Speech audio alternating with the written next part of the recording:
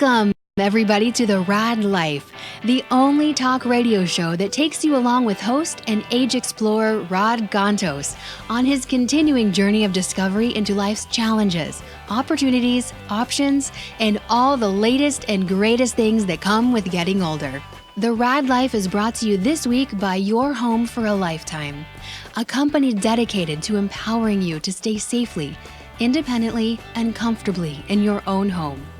And now here is your host, Raad. You are not in it, though. You're not in it. No, it's okay. We'll take another selfie. Kathy's going to take a selfie first. Yeah, Come on, we're already on the air. Come on, let's take a selfie. Yeah, let's take a selfie. Come on, yeah, Start with a no. selfie. You cut yourself off. That's great. We can always take time for a selfie. Hi there. Okay, hold on. The mic is in my face. Let's do it again. Okay. Oh, my goodness. Again. We're on the air. People are watching the video, and you're Okay, taking selfies. Okay. So, see, we live in a world where it's always time for a selfie. Yep. Okay. It's all about me. That's baby boomers, right, Paul? It seems like it today, yeah. Right? Absolutely. Did you take a picture of Paul? No. He's a baby boomer. Nobody He's gets a running the picture. board. If you don't take a picture of Paul, we might have a problem. Technical difficulties may occur. No. So Nobody that gets a means he's picture, going to be Paul. our future client? Hey, boom! Okay. Wow. Let's start. All right, so for whoever's joining us and wondering what the heck is going on the Raad Life today, Yeah. let me Right. introduce my guests. Okay, I've got to my right, Mr. Hani Fawaz, and in front of me, the lovely Kathy Naghbouleh.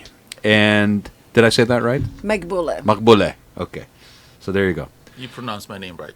I Fawaz. put the screwed up the emphasis money. on the right syllables. Hani Yeah. Fawaz. Yeah. So Hani is one of my people, and so that's why I know how to pronounce it. And Kathy is not too far away, but Naghbouleh. Naghbouleh. I didn't realize the EH was A. So, Uh-oh. Something Right. fell out there. And I better something go. fell? Right. I better go check. okay. No, don't. Because you mispronounced my name, but that's all right. Paul Roberts? John Smith is on the control board. Okay. It's Smythe. Smythe? Smythe. Okay, John Smythe. So, this lady and gentleman are here because they are involved in the Syrian industry, and that's why we were making a derogatory comment. About But a supportive one. the poster child for the senior to movement. the here senior today. movement who's sitting behind the board every week diligently. You are actually a very active poster child of the baby boomer I try to generation. be. You know that? I try to be. Yeah, Paul is for you, Kathy and Hanny. You don't know Paul as well as I do, which is fortunate for you. But Come on. Get easy on the guard. no. We do this all the time. Okay. I remember when I walked in one time. This is a joke that everybody's heard, who's been listening to the show has heard many times. But I said to him, "You're kind of like my Robin." And he said, "Oh, like Batman and Robin." I said, "No, Howard Stern and Robin." Oh my God. Okay. So, Since then, I crossed my so legs. Paul is actually a very good example of an active baby boomer. He reinvented himself. What is it? 5 years ago, Paul? Oh, 6 more years than ago. that. 6, 7 years. When ago. did you do the radio station? When you started the radio station? I had been in PR for 20 years. That collapsed in the Great Recession, and I thought, I got to do something. I'm in my mid-50s. What the heck am I going to do? And I discovered podcasting, which is like what I'd done as a kid, real radio, terrestrial radio. And I thought, I could do this. And I started dabbling with it around 2010 and opened the station here in 2013. Way after, you guessed it. She saw it way earlier than I did. Well, I was going to say, you and Kathy have something in common. That's true. Okay, so Kathy, let's start with you because we do this as part of the beginning of every show as background of the guest. So what is that common thing that you have with Paul? But you actually were ahead of him. Well, I don't know. I started when I was 17, actually. And I was just hosting a show and have a live 3 to 5 hours program almost every day. Wow. And On was the it internet. on the internet? No. When I was, come on. When I was 17, this is like about 33 years ago. I think Paul was paying a compliment. Too. Well done, Paul Roberts. Good job. Yeah. Smythe, good going, Smythe. No, the internet radio, we did it back in 1999.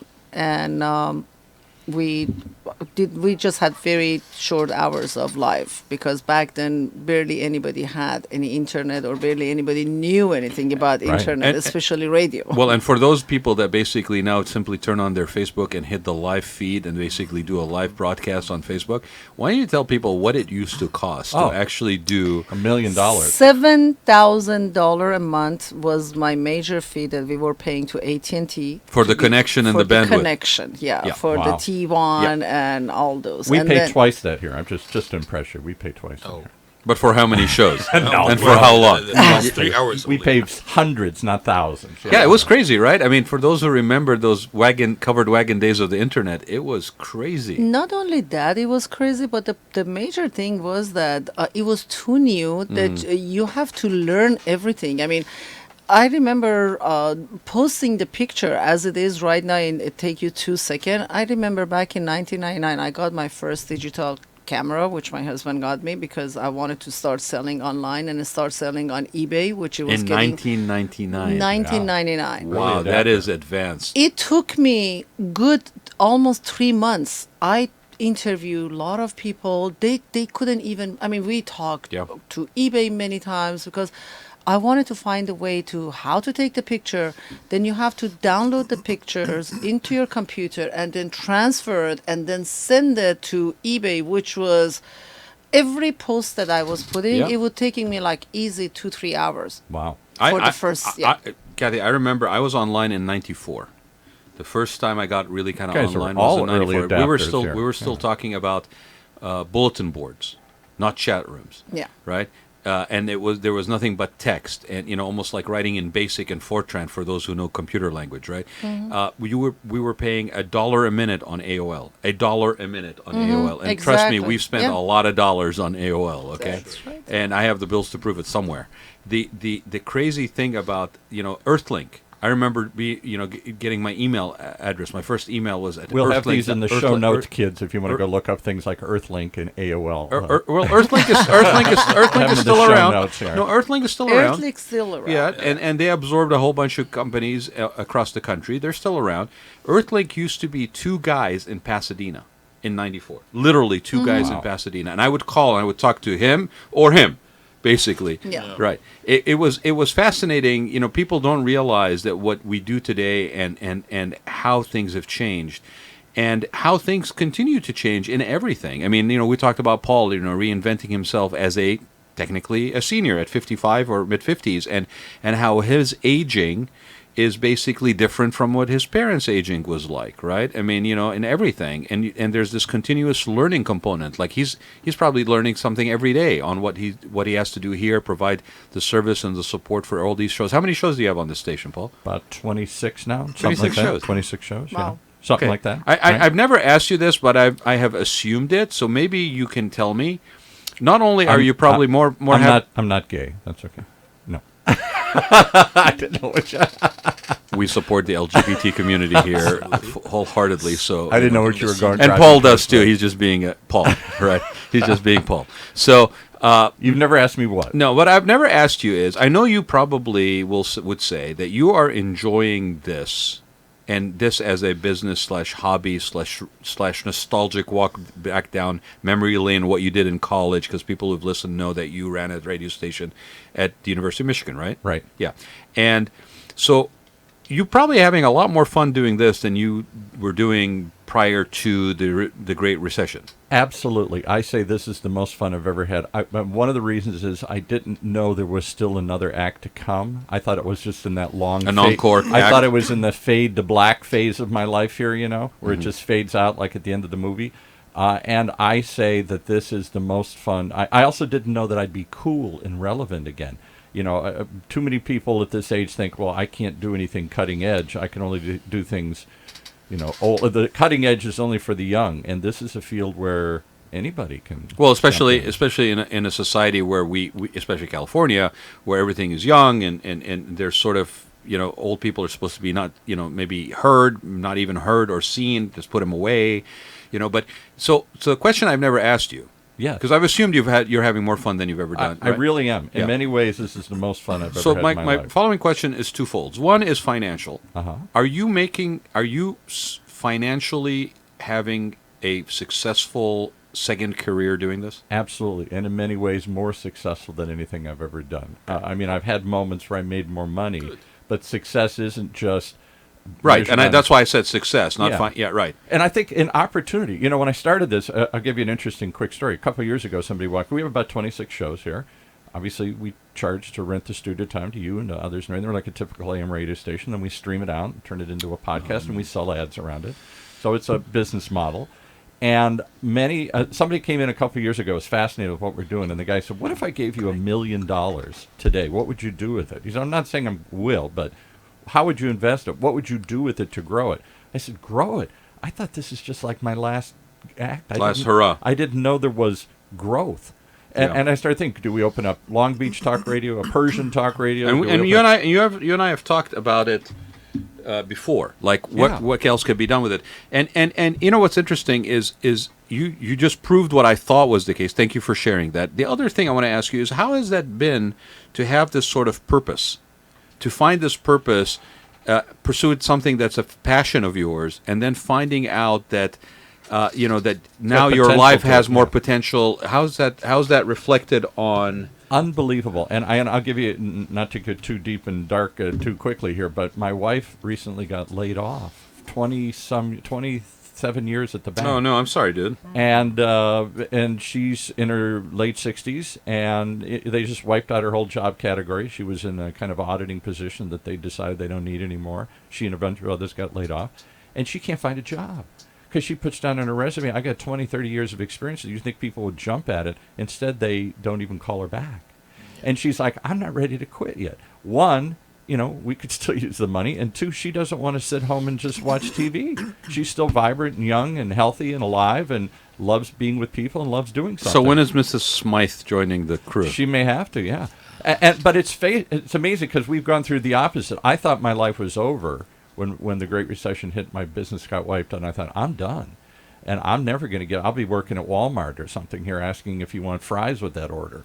I didn't think there was a potential to start something in my mid-50s. And she's, having been in a corporate world, either going to have to transition to something where she does something on her own or get somebody to take a chance on her at this later age, if that's the truth. I think 70 is the new 50. Well, and there's a lot of wealth of knowledge and a lot of brain power that basically, unfortunately, society doesn't value. The way we're programmed does not value, which is unfortunate, and I will say it's stupid waste. Can I give you a really shocking article? Really quick, so I need to get back to Yes, this. I know you guys are here. I just read an article in the Atlantic magazine, which I usually read. It's a fairly liberal and very insightful magazine. I was furious. Somebody wrote an editorial in there saying basically that Bernie and Elizabeth Sanders and Joe Biden, give it up. You're too old. Let somebody young take the lead here. Your time has passed. Go. They literally said Bernie should run like a hostel down in Nicaragua or something, and everybody else should just sit back and just be happy to show up at a parade or something. It was a very nasty article saying that the young people, it's time for us to take over. And I'm like, since when? So we're all supposed to stop at 65 or 70? But you know what's funny is society actually does the same thing for people that are young. Oh, you're too young to do this, or you're too young to do that. And every one of us has gone through that. And it's really funny that we do the same thing almost full circle when it gets to somebody who's older. Yeah. Right? So we don't want anybody that's 20. We don't want anybody that's 70. We're only fit to work at McDonald's. Well, and not necessarily work, but be productive. Provide a value, right? To have purpose. And I think that's what the baby boomers are already redefining. We're not ready to quit. We're not ready to sell our homes and move to a retirement community. Okay. We're not ready to give up yet. And yet, we have to make some accommodations. There's some changes because of our age, but we're not ready. So you're you're basically once again living the poop label, which is basically pissed off old people. Yeah. Okay, right? He termed that. That's all Paul Roberts. We used to be hippies, then we became yuppies, the opposite. Now we're full of poop. He comes in and he says we're poop. I said, what do you mean you're poop? You're pissed off old people. Oh yeah. Right, and that's the way most people view us. But and yes, as baby boomers, you guys have shaped a lot of stuff, and I think you will probably shape aging as well at this point, especially if you harness that anger of being sort of marginalized and devalued. Right. Right. So with that, we have established one thing so far in the show, right? That your aging today has nothing to do with how people aged before. That's the truth. And everybody who's out there that's providing service, and let's bring it back to our guests, who are providing service and care or any kind of connection with the senior industry, that is still delivering on that product and service the same way they've been delivering for the last 20 years, would you agree they're full of poop? They're full of poop? Well, we at the very least we have a transition of profile, right? We have people that are of that older generation that are going through the support and care system for seniors, but we also have this incoming group that are more like Paul. And the industry, from what I have seen, is slow to react. Maybe there's a fear factor, maybe there is a risk factor. How many places that are senior care, for example, are providing, I don't know, CBD-based, products, right? They're incorporating maybe more holistic approach to caregiving, more vertically integrated services. The programs that are offered through anything from board and care to assisted living are more reflective of what people, if somebody is now 65, 70, very easily, when they were in their 40s, they may have basically taken a yoga class once a week. True. So if you don't have a program in the facility that basically connects them to that quality of life and lifestyle that they already have as part of their regimen of wellness, and we're trying to fit them into, no, go sit at that table that has the laminated tabletop, and there's a disconnect. So you guys, can I give you a perfect example? Paul, no, not right now. Okay. Sorry, I need to get this in. Right. So I would like you for both to take a moment and share background a little bit, and then how did you find yourself getting involved in the senior industry? Because I always find that there's a personal story for people who are in this position where they are involved in senior care. There's usually some sort of personal reason how they got involved. So, Hani, if you will start us off. Yeah. I'm a pharmacist by profession, and I was all my life working in I would say, the senior industry. A pharmacist, I have to deliver medication to people and all of this stuff. So I moved actually to California about 8-9 years ago. When I found that I cannot use my license, which I had from Egypt, I'm Egyptian, in here. In Different medical boards. So I have to make a test for 2 years and do studies, and when I decided, no, enough for studying, I have to do something still related to my what your background. field is. When I started the first by home care, providing caregivers for seniors still. And then I moved to hospice and home health business, which still was related to seniors. Yeah. Until Kathy and I met, and we decided to start our, new type of business, which is board and care homes for seniors. And then when we came with Queen's Homes, What's the website, by the way, Hani? It's Our Queen's Home. Our Queens OurQueensHomes.com. with an S, Homes. Okay, ours, OURS, Queens, QUEENS, Homes, HOMES.com. Okay, Yeah. all right. Sorry, go ahead. Yeah. So when we started this, and that was about almost 3 years ago, where we found really there's a big need of professional people to get into this industry, like doctors, physicians, pharmacists, people who have the heart and who have the knowledge to support. It's not only having a house with seniors. So board and care is not a new industry. So you're saying that the majority of those offerings are not basically provided by people that are medical professionals or involved in the medical field? No, Okay. it was not, and up till now it's not. Anybody can start a business like board and care home, senior home, which from my point of view is okay, no problem. Is it the regulations, Hani? Because with board and care, it's 6 beds or less. The regulations are a little bit more. How should we put it? Flexible. Flexible, yes. Than a larger. Yes. All what you have to get is an RCFE license, which you go for the test, for the board test, And the then you get what is the license? What's the acronym? residential care for elderly. Okay. So, which I got easily, and I found myself really giving a lot because of my background and my knowledge about how to deal with seniors. The medication component in senior homes is really something serious. Absolutely, and there's a lot of medical overprescription and abuse. Exactly. And Yep. this is what we found when I was started in boarding care, because lots of medication are being given to seniors or our residents, and many times there are contradictory medication, which comes by sometimes by mistake. Different physicians, different doctors prescribing different things, and then suddenly one medication stopped the effect of something. So this is what I was focusing in, and up till now, it's our marketing point niche that I'm a pharmacist. I have background which can do, help into this thing. Still, also, there's so many other things. Regulations by licensing is a lot. And you have to go do a lot of paperwork, a lot of taking care of the seniors, a lot of taking care of the place itself, the house itself, and how it's good, and how it's hygiene, and how it smells, and all of this stuff. Well, and there's ambulatory and non-ambulatory. I mean, there's multiple categories.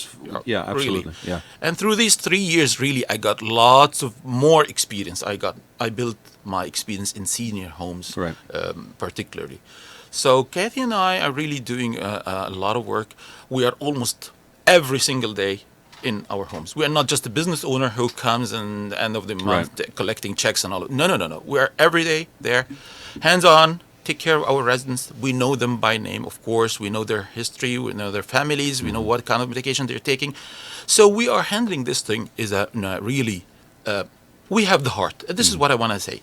It's not starting a business of boarding care homes. No, you have to have the heart. You have to be in it. You have to want to do it, because it's a lot of work, a lot of responsibility, and you have to invest a lot of your time.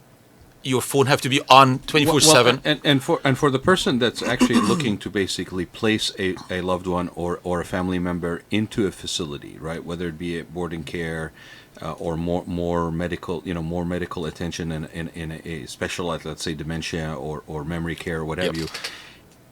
This is not a cheap. I keep saying this to everybody. This is not a cheap proposition.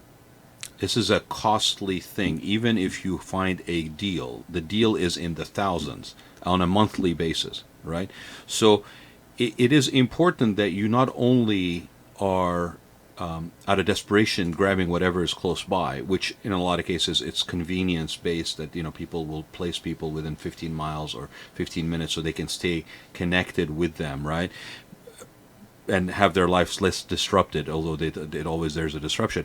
But also there is an actual bottom line dollars and cents thing. And so you should be very particular and critical and selective in where you basically spend your money and have that person who loved one cared for, right? Exactly. Yeah. That's true. And you will find there's a lot of, I would say, market segments and parts. You will start with very low cost till very high cost. And the cost is not how much money you are making and putting in your pocket at the end of the day. No, it's how much you are giving and investing to make this place looks good. It's the quality of caregivers, by the way. Yes. This is a big also thing in our industry. The caregivers and how they are qualified. Well, and caring for the caregiver too, right? Exactly. Because that's a very draining profession. Expensive. They are when you have the good ones, they are expensive. Yeah. So, and this is the most important thing. Yeah. How good your caregivers are to take care of the residents and your residents and seniors and all of this stuff. So we are investing time, money in it as much as we can. Kathy and I. So, Kathy, how did you find yourself? Because we talked about at the beginning that you were a pioneer in the internet radio stuff. But and are you feeding live on your phone? Yes, I am. Okay, give me your phone so that I can catch you.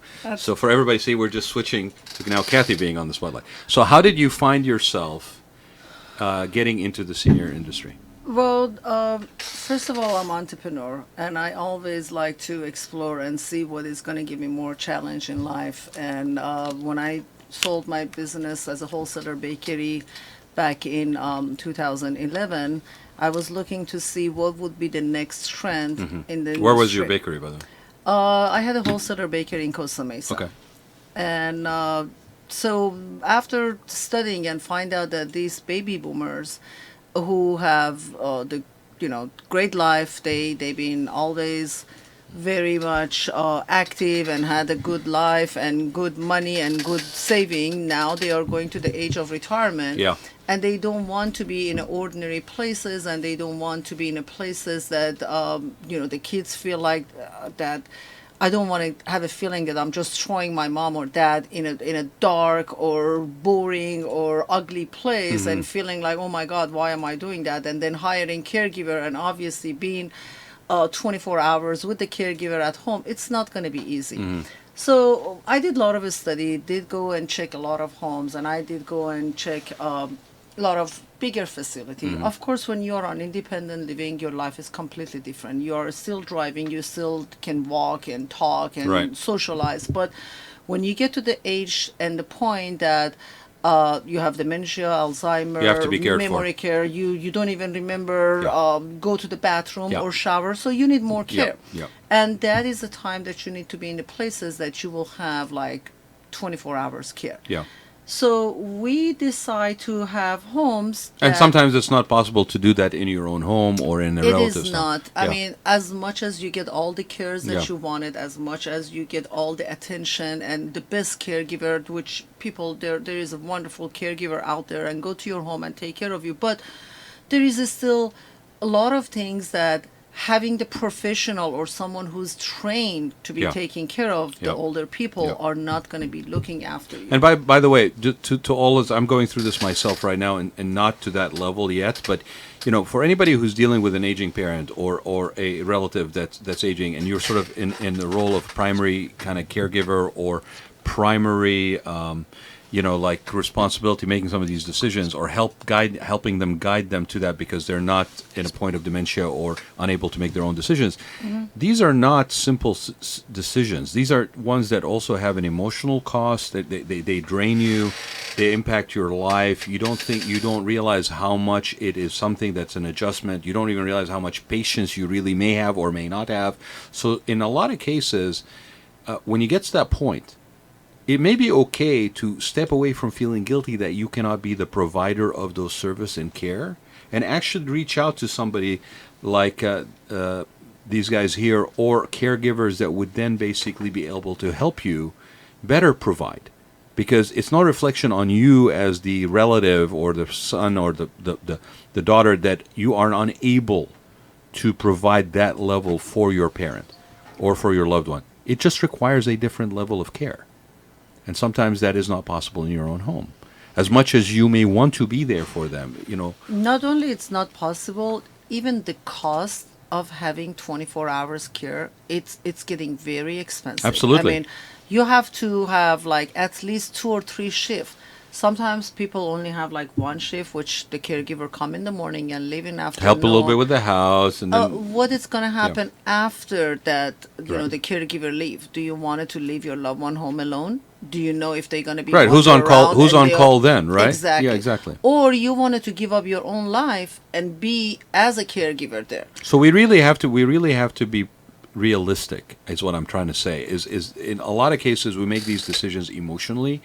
But you're not necessarily making that decision for everybody's best interest if you're only making it emotionally. There has to be a certain practicality in how this fits into your life. You may have other responsibilities. You may have kids, your personal relationships, your marriages. There's a drain. There's a pressure that comes added into this when you are caring for somebody. So do not take it lightly. Paul, you're signaling to me like you want to say something. Yeah, well, obviously, I went through this with my aunt last year when she was 94, never got married. I'm her only living relative, and I had to take care of her when she couldn't take care of herself anymore. And she didn't have any money, and I didn't have the money to spend $5,000, $6,000, $7,000 a month to put her into a nursing home, and she didn't want to go into a nursing home. So it was the worst of both worlds. And when it became clear she had to do something, I discovered this world of board and care. I don't know why it's not talked about everywhere. This was out in the desert. We found one. It's a home. There's 3 or 4 people living there, not 300. So your ratio of caregivers to loved ones is much higher. And they're in a real house, in a real neighborhood. It was wonderful. It was magical. And it was far less expensive. So it was the best of all worlds. Better care, better experience, better price. So what you've been involved in this for 3 years, right? Mm-hmm. And just to give everybody a sense of where, in Orange County. Yeah, in Orange Right? County. yeah. Okay. Yeah. So what are some of the things that you have seen over the course of the last 3 years relevant to this that you can see where this thing is going? Because like we said at the beginning, the industry is changing. The way you provide the care is changing, right? I mean, it's still care. True. But the people that are coming in before may have been feeling very fortunate to have a place. You have a little bit more of a, how should we put it without insulting Paul? A little bit more Go ahead. particular Particular, was that okay for you? Why? A particular incoming guest. Oh, they're picky. Okay? They're demanding.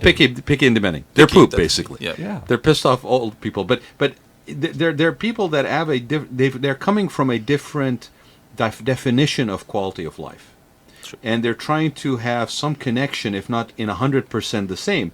So what are you seeing, Henny and Kathy? What are you guys seeing in the board and care side of things in Orange County that is starting to reflect maybe some of that? You mean who's coming in? No, I mean, are the facilities starting to reflect that? Are you starting to have to incorporate a different approach to your programming?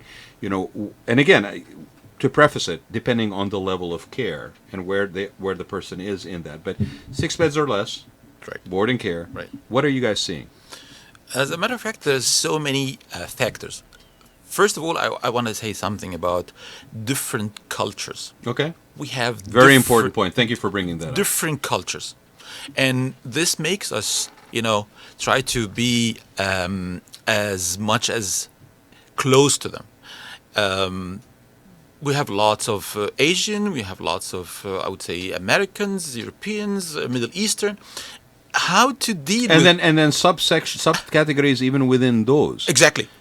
And every one of those ethnic or cultural backgrounds has an impact because they are used to certain nuances that are particular to that culture or to that minority demographic. Exactly. And how do you cannot provide a standard template care in every one of those conditions. And we have that. You're right, because we have like a big concentration of Latinos in Santa Right. Ana and elsewhere in Southern California. You have a large concentration of Vietnamese versus Absolutely. Chinese. Absolutely. Vietnamese in Garden Grove. A larger concentration of Chinese, basically ethnic background in Irvine. You have Persians, Egyptians, Yep. a Lot of Syrians, different many backgrounds from Middle East and and- that needs to be reflected within how you give your care for seniors. Exactly. Yeah. Which sometimes it's a kind of a challenging thing, because Layers of faith. exactly How they this is number basically- one. yeah. Type of food. The Food. is Food. the number one. Communication, it's something that they are very, very concerned about. Most of the time, these people are always so worried about that. I want to put my mom or my dad somewhere that they will be able to talk to the caregiver, because obviously imagine that you are at the age that you are not patient, you need something right now, and then you're dealing with communication- dementia. Exactly. You can't even remember. You're stuck on words. and your caregiver cannot understand what you probably come up with a simple word. Or you do something action-wise that is so ingrained into your ethnic background or your family dynamic or cultural background, or even we don't even have to go across international borders.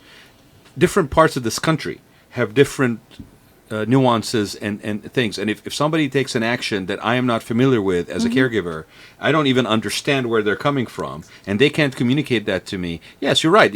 There has to be an awareness. Exactly. And not only that, going back to the subject of people are not feeling comfortable to living, taking their mom and dad to the border care home or homes like us, because some people feel very guilty that, my parents been taking care of us for years and years, and now it's our turn to taking care of them. Great, wonderful. But think about this. Are you the one going every single day, giving back to your mom and checking every inch of your mom's or dad's body to see if it's bit sore? Is it bleeding? Is it blister? Clean. I had a resident that she was bleeding internally and for months. And the son who was taking care of her, and she was perfectly fine. He didn't even catch it because he was not the one going at the end of the toilet and clean her. Kathy, one of the most shocking things that I heard, and it was a learning lesson for me, and only because I'm watching out for stuff like this. Most people wouldn't even see this. Is that I read something about the fact that people basically are dehydrated. seniors get dehydrated because they're not drinking enough water. And you're like, well, they should drink more water. The reason why they're not drinking water, this is an article, the reason why this particular group that they studied wasn't drinking water is because they're having a hard time basically using the toilet, using the bathroom. So in order for them to stop going to the bathroom, they stop drinking. Exactly. And so if you're not basically aware of to even look for that, they could be in your own home, and all you can see is that somebody's basically getting emaciated, they're getting dehydrated. All you can tell is try to push water on them. But the core reason is there's a not a shame necessarily, but a discomfort component to this that you need to solve, which is fix your dang bathroom so they can use it easier, or provide some sort of awareness to them that what can I do to help you with that, because they're not drinking water, so they don't want to go to the bathroom because they're having difficulty. And listen, this is a very important point. It's not only dehydrating. Yeah. With this age, Well, the UTI, UTI is a big thing in this, and Right. then start to develop to more serious Right. problems. My So, aunt got UTIs, urinary tract infections, nearly every month because she didn't, I'm sorry to say this, wipe herself well. Yeah, She exactly. didn't take care of herself. Right. And so she was constantly infecting herself, and she sat in her diaper all day long, her adult diaper, and she wondered why she got UTI. And UTIs, I didn't realize, can make you hallucinate. Exactly. Oh, my Disoriented. Yeah. Yeah, so I'm sorry for anybody whose sensibilities may be a little offended today that we're talking at this level in depth. I will tell you from personal experience recently, and it's not necessarily making me look forward to more, right? But this is the reality of life. Yeah, those things are actually pretty jarring when you experience them for the first time, and you're doing it in your own home with a loved one that basically you're taking care of. So as much as we want to be there for those that we care about and be there as their caregiver, sometimes we may not be the right solution. At some point, we may need to actually get professional help, and we may actually have to house them somewhere. So at that point, what are your options? What are the costs? Where do you do it? Educate yourself before you are forced to have your back against the wall and have to make a decision within hours or days, because you're waiting to get somebody discharged because they fell, they broke a hip, they did something, right? That's right. Paul, go ahead. What? You're describing my life exactly with my mom, my dad, and then my aunt. Try and be the person telling your 94-year-old aunt that she doesn't wipe herself well. Try and be the person that's trying to tell your mother why she's getting urinary tract infections over and over again, and that she can't just sit in her diaper all day long. Yeah, all of a sudden, split second, because of what you're facing or you're seeing, you now have to basically cross that bridge. And nobody told you how to even prepare for. The problem is all of this, and think about it, that you have to take the medication, just your normal blood pressure. Yeah. Well, and you forget about it. Kathy, I get calls from I won't say which pharmacy, but it's a large chain big box pharmacy. I get calls, or texts even, not even calls, where people are reminding me of the fact that I have still a prescription to fill. And I basically have to stop myself and go, well, why would I need to fill it? I haven't even finished the other one. It was prescribed after, tooth surgery, and I used like one pill, and I have the rest of it basically sitting in my... But they're reminding me because they're trying to sell a refill, right? Mm-hmm. Okay, imagine being a person who's in their 80s or 90s that have the beginning of frontal lobe dementia, right? And basically can't remember, but is being prompted to basically refill a prescription. So now... the two things are happening. I better refill it before I cannot refill it, right? So now I have more than I need in the house, and I can't remember whether I took my morning and the afternoon. But you only had one medication that you need to deal with. Imagine if you have like it multiplied, 10, right? 12, and then you get up in the morning, you look at it, I traveled with my father, and my mother filled out all his medications by the day, and these boxes with the Monday, Tuesday, Wednesday, Thursday, Friday, right? Morning and afternoon. I saw it for myself, where he would forget the morning or the afternoon, and then the next day when he realized that he forgot it, what does he do? And he was taking a double dose. It. Yep. Yeah, we have easy overdose. Yeah. Easy overdose. Yep. And these are serious medications, Danny, like you were saying, and stuff that has impact. If you're cross-medicating from this and this, you're either canceling out the benefit or you're having side effects or things, and nobody's watching it. True. And if somebody's watching and sees somebody hallucinating but doesn't realize it's because of the UTI or whatever. Yeah. Yep. Right. You know what? I guess that we are getting at the end We're of the getting show, close, right? But let Well, me but tell I you do this. want. I will invite you guys because I want you guys to come back. I think the issue of the different cultural background is something we should talk about more. And I can't think of better people to come in and talk about that because that is something that doesn't get discussed. I mean, we all go to a lot of senior activities, right? Yep. We don't get a lot of that discussion. No.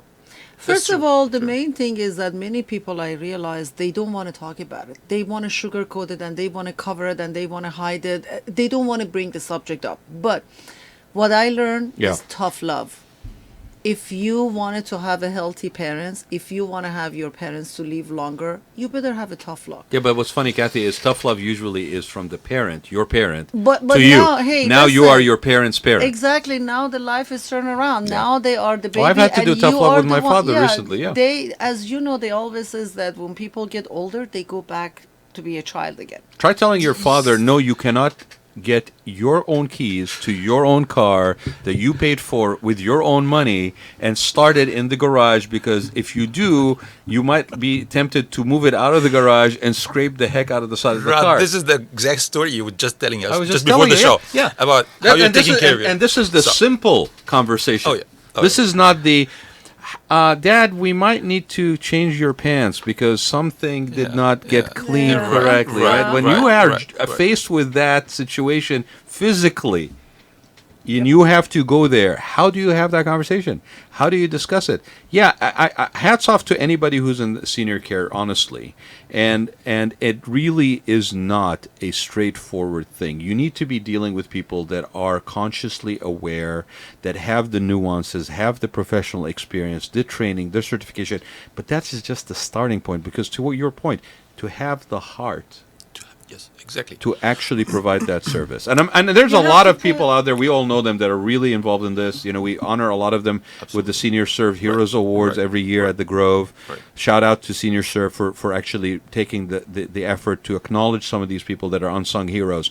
And thank you for allowing this show to actually do red carpet. I'm hoping to basically be called to do that this year again. Susan Piperi, if you're listening to this show, I just basically asked you to call me and let's schedule it. But no, seriously, this is something that we don't talk enough about, Kathy. Because we don't want to talk about it. We are ashamed. We are thinking, I have people who are in this field. Yeah. They are professional. And when these things happen to their own parents, they ignore it. And they said, you know what, my dad said something. I cannot even believe that my And son. those are professionals. And Yeah. I'm saying that, hey, wait a minute. You saying that your dad says something? Don't you think that your dad is starting Alzheimer? Goes, Yep. no. Right. My It's hard for me dad- to believe, even though I'm in the industry. Exactly. Right. So I have to wrap up, but I will tell you two things. This show, we have those conversations. Yeah. And we've done them from day one. Paul will tell you. True, Okay, true. we have these conversations. True. Our first show was about elder abuse, so we don't shy away from this. And anybody who wants to talk about this stuff, because it is important to have this conversations. Otherwise, we will not be able to navigate the silver tsunami that we are dealing with, that we are completely unprepared for. So, with that being said, I appreciate you guys. just want to tell you that, Yeah. in case we have another chance to talk with you. Yeah, you are. Yeah, I'm inviting you already. I guess it's not only the different cultures, but how to teach families To deal with it. when they have to start. You're- This is very important. You're on. So you only just two not only subjects. just confirm that you're coming back, I but think you so. just set up the agenda for the show. Thank you. Well, with that, I will. I bid hope I'll be everybody goodbye. invited. Go to That's right. Thank you guys for both being here. We thank you, Rod. Thank All right. you. It was a And pleasure. I'll look forward to Thank having so you guys much, on Rod. once again. And Thanks everybody for being on the Raad Life. Thank you. You have been listening to the Raad Life radio show with your host and age explorer, Rad Gantos, brought to you on the one and only octalkradio.net. Join us again next week as we continue our journey of discovery into life's challenges, opportunities, options, and all the latest and greatest things that come with getting older.